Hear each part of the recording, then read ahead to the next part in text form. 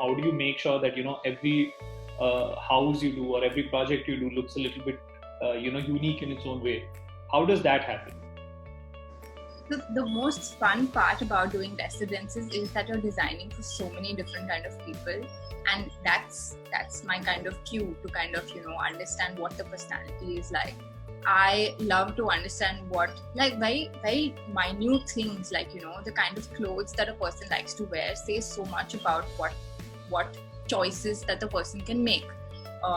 Whether whether you like luxury or a little minimal, or you go for basic things. Your wardrobe says a lot about about your personality. So that is something that I ask, and that is obviously very individual. So if I'm designing a bedroom for a particular person, so I kind of ask questions that kind of relate to that particular personality. But when it comes to a couple or mostly a couple, then I kind of figure out on what they like doing together. Where do they like traveling together? Are they a beach kind of like a couple, or like do they enjoy the mountains? So that I understand, the color scheme that they might enjoy, whether they would like the element of wood or not. So materials from that kind of a choice as well. Nowadays, every couple is basically enjoying Netflix together. So I'm guessing red is the most common.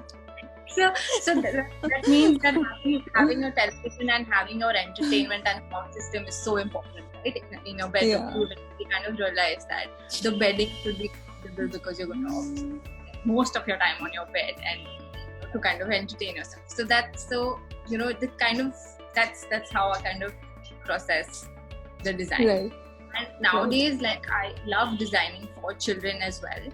So, and nowadays children are so clear in what they exactly want. In fact, parents have no say in what their room should look like, which is nice. It used to never happen before, but I see a lot of that in the past 3 years.